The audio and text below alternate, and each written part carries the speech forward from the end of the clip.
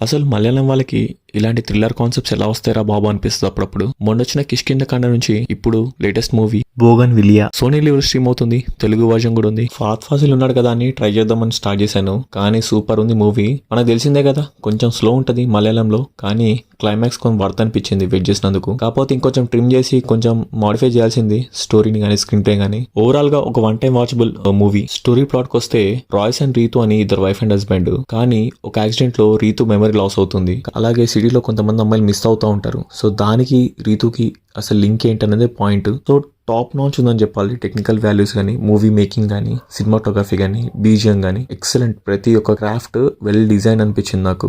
Maybe స్టోరీలో కొంచెం స్లోగా డ్రాగ్ గా తీసుకెళ్ళినా కానీ ఎండ్ ఆఫ్ ద మూవీ చూసేసరికి వర్త్ అనిపిస్తుంది. ఎవరైతే థ్రిల్లర్ మూవీస్ బాగా ఎంజాయ్ చేస్తారో must watch movie. So technical గా ఇంత సౌండ్ మూవీ నాకు అనిపించింది అనమాట. బీజియం కానీ, సో ఈవెన్ డబ్బింగ్ కూడా చాలా బాగా చెప్పారు తెలుగు వర్జన్ లో. సో సినిమాటోగ్రఫీ అయితే ఇంప్రెసివ్. ప్రతి ఒక్క క్రాఫ్ట్ ఇంప్రెసివ్ ఉంది. సో పర్ఫార్మెన్స్ వైజ్ కి వస్తే ఫాత్ ఫాసిల్ కూడా కొంచెం చిన్న రోల్ ఉంటుంది, మరి అంత పెద్ద రోల్ కాదు. పోలీస్ ఆఫీసర్ గా తనకున్న రోల్ తను చేశారు. రిమైనింగ్ లీడ్ యాక్టర్స్ ఇద్దరు సూపర్ చేశారు. సో ఓవరాల్ గా ఒక one time watchable movie. And also guys, అందరు వీడియో చూస్తున్నారు, ఎవరు సబ్స్క్రైబ్ చేయట్లేదు.